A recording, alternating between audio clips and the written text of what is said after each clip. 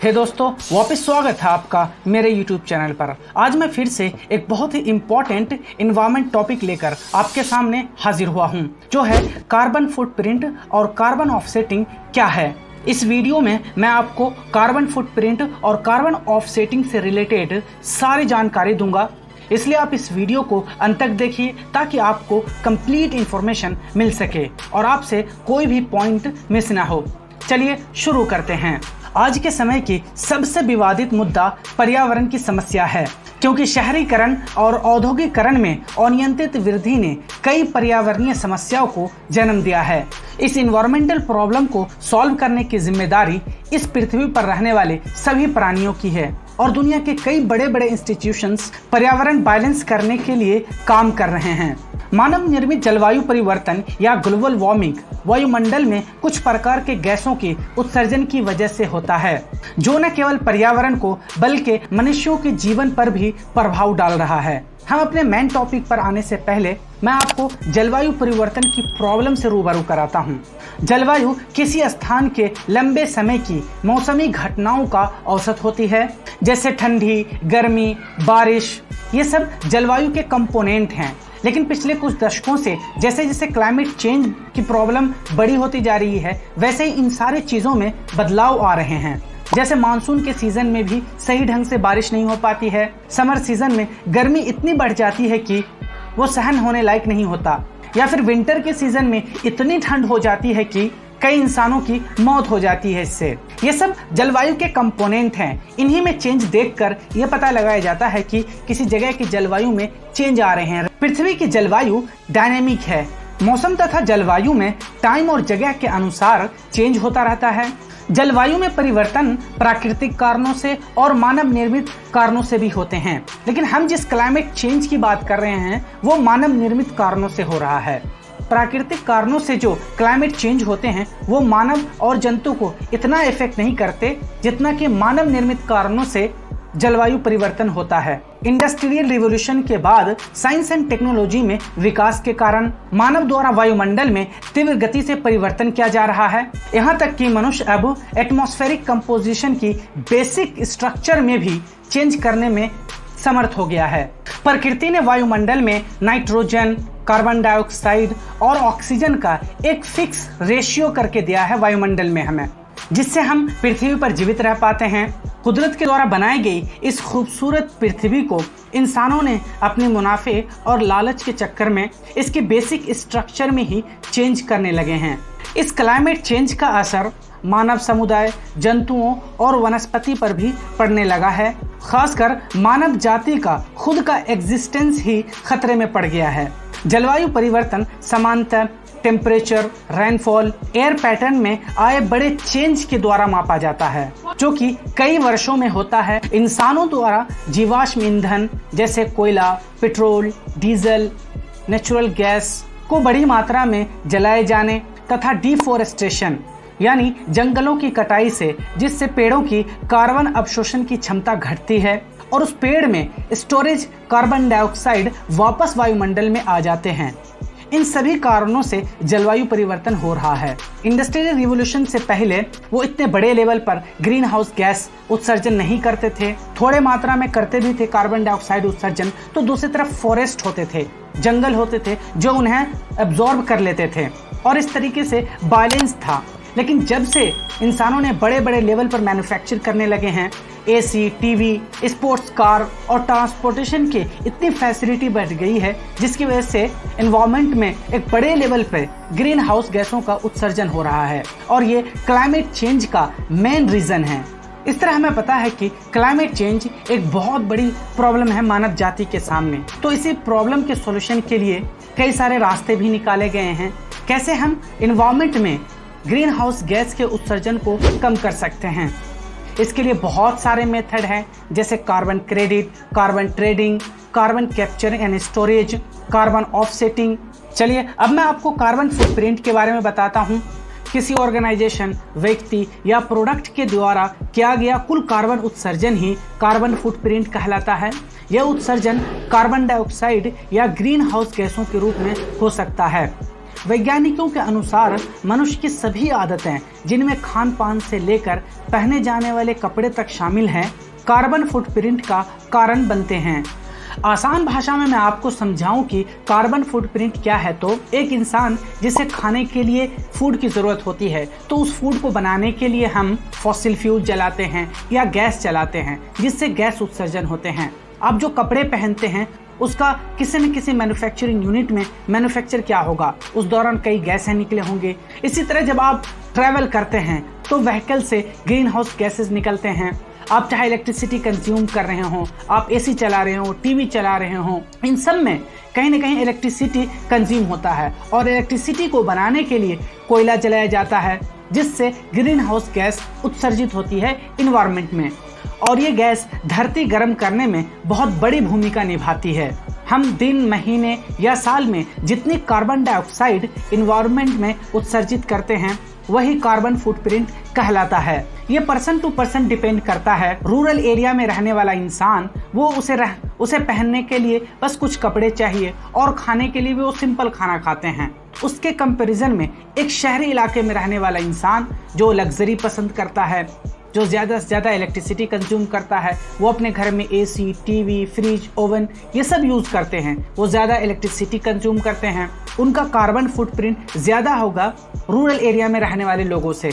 और ये जाहिर भी है कि अमीर लोगों की कार्बन फुटप्रिंट ज़्यादा होती है एज कम्पेयर टू गरीब लोगों की या फिर जो रूरल एरिया में रह रहे हैं।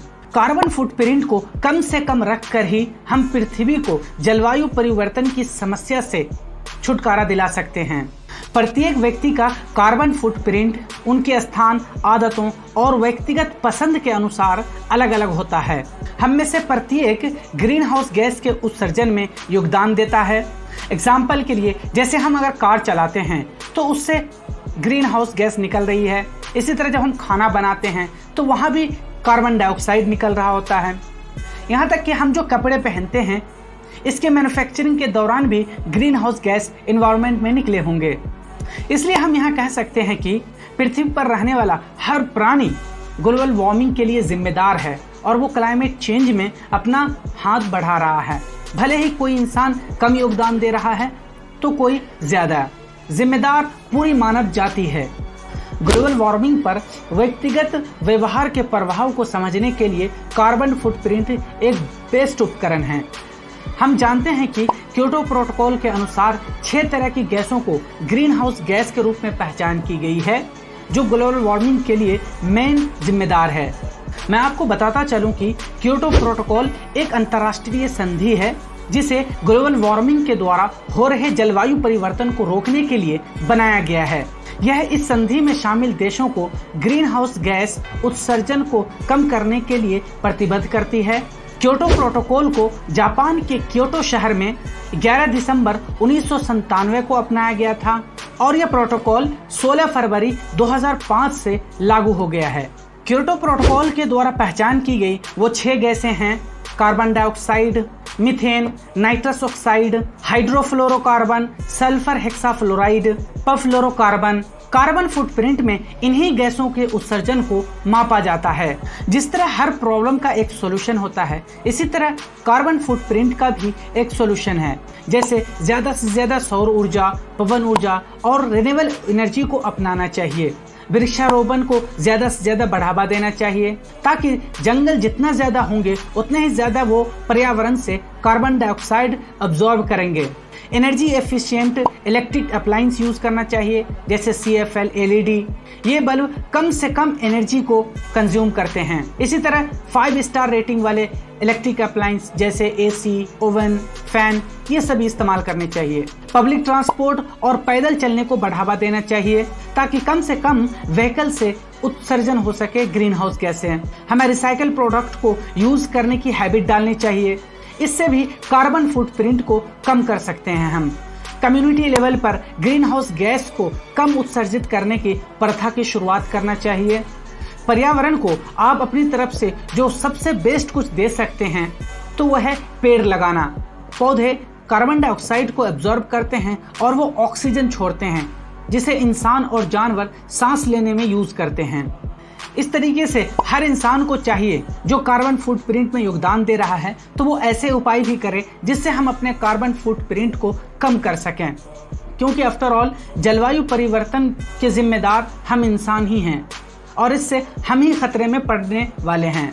चलिए अब मैं आपको कार्बन ऑफसेटिंग के बारे में बताता हूँ। कार्बन ऑफसेटिंग कार्बन फुटप्रिंट के मिटिगेशन के रूप में यूज किया जाता है। हमने पढ़ा जलवायु परिवर्तन एक समस्या है और उसे मापने के लिए हम कार्बन फुटप्रिंट यूज करते हैं, यानी कार्बन फुटप्रिंट एक प्रॉब्लम है और उसी का सॉल्यूशन है कार्बन ऑफसेटिंग। कार्बन ऑफसेटिंग में हम ग्रीन प्रोजेक्ट का निर्माण करते हैं, जैसे सोलर पावर प्लांट लगाना, ज्वारीय ऊर्जा पैदा करना, पवन ऊर्जा के लिए प्लांट लगाना, ज्यादा से ज्यादा फोरेस्टेशन करना। ये सब कार्बन ऑफसेटिंग के अंदर होता है, जिसमें ग्रीन हाउस गैस उत्सर्जन को कम से कम करने के प्रयास किए जाते हैं। ग्रीन हाउस गैसों का उत्सर्जन एक ग्लोबल प्रॉब्लम है और कार्बन ऑफसेटिंग वैकल्पिक परियोजनाओं के विकास पर काम करती है, जिससे कार्बन फुटप्रिंट को कम से कम किया जा सके। हमने आपको क्योटो प्रोटोकॉल के बारे में बताया था, जो कि एक अंतर्राष्ट्रीय संधि है और इस संधि पर जिस देश ने भी साइन किए हैं उसे अपने यहाँ ग्रीन हाउस गैस को कम उत्सर्जित करना है। इसके लिए उन्होंने प्रतिबद्धता जताई है और इसी प्रोटोकॉल के द्वारा ग्रीन हाउस गैस उत्सर्जित करने का एक लिमिट भी बना दिया गया है, यानी एक देश को लिमिट कर दिया गया कि वो इतना ही ग्रीन हाउस गैस उत्सर्जित करेंगे, इससे ज्यादा नहीं कर सकते। यहीं पर कार्बन ऑफसेटिंग यूज होता है। कार्बन ऑफसेटिंग किसी अन्य स्थान पर ग्रीन हाउस गैस उत्सर्जन में कमी लाने के लिए एक प्रकार का वित्तीय प्रोत्साहन है। एक एग्जाम्पल से मैं आपको समझाता हूँ। माना किसी ऑर्गेनाइजेशन या किसी देश को जो ग्रीन हाउस गैस का लिमिट मिला है वो कंप्लीट कर चुके हैं, अब वो ज्यादा ग्रीन हाउस गैस निकाल नहीं सकते, लेकिन वो मजबूर हैं, उन्हें प्रोडक्शन या मैन्युफैक्चरिंग करने हैं अपने प्रोडक्ट का। तो वो क्या करेंगे, किसी दूसरे देश में जहाँ ग्रीन प्रोजेक्ट बनाए जा रहे हैं या फिर वहाँ फॉरेस्टेशन किया जा रहा है, वहाँ जंगल बनाए जा रहे हैं, तो वहाँ उस प्रोजेक्ट को वो कंपनी वाले या देश वाले फाइनेंस कर देंगे कि आप ग्रीन प्रोजेक्ट लगाओ, हम पैसा देंगे। इससे क्या होगा, एक तरफ ग्रीन हाउस गैस निकल रही है तो दूसरी तरफ अब्जॉर्ब भी हो रहा है। हम जानते हैं कि ग्लोबल वार्मिंग एक विश्व की समस्या है, न कि किसी स्थान या किसी खास जगह की है। यह एक प्रकार का कार्बन क्रेडिट होता है। इसी तरह का एक मैकेनिज्म बनाया गया कि हर कंपनी जो ग्रीन हाउस गैस उत्सर्जित करती है एनवायरनमेंट में, उनके लिए एक सोशल रिस्पॉन्सिबिलिटी टैक्स लगाया जाता है। एक तरफ वो ग्रीन हाउस गैस निकालते हैं तो दूसरी तरफ वो ऐसे प्रोजेक्ट को फाइनेंस भी करते हैं या सरकार को टैक्स देते हैं कि सरकार उस पैसे का इस्तेमाल ग्रीन प्रोजेक्ट बनाने में लगाएं। जैसे वो सोलर पावर प्लांट लगा सकते हैं, वो पवन ऊर्जा को बढ़ावा देने के लिए प्लांट लगा सकते हैं, या फिर वो पेड़ लगाने वाले प्रोग्राम स्टार्ट कर सकते हैं। इस तरीके से एक बैलेंस बना रहता है ग्रीन हाउस गैस के उत्सर्जन में और ग्रीन हाउस गैस के अवशोषण में। अगर कहीं भी यह बैलेंस बिगड़ता है तो फिर जलवायु परिवर्तन की समस्या बढ़ जाएगी। हे दोस्तों, मुझे उम्मीद है कि अब तक जो भी मैंने आपको जानकारी दी है वो आप समझ गए होंगे, और अगर फिर भी आपका कोई सवाल है इस टॉपिक से रिलेटेड तो कमेंट बॉक्स में ज़रूर पूछिए। अगर आप ऐसे ही एनवायरनमेंट रिलेटेड वीडियोस देखना पसंद करते हैं तो मैंने अपने इस चैनल पे एक अलग प्लेलिस्ट ही बना रखी है, environment and ecology concept series नाम की। आप उस प्लेलिस्ट को चेक कर सकते हैं। अगर आपको ये वीडियो अच्छी लगी है तो please like, share and subscribe ज़रूर कीजिएगा।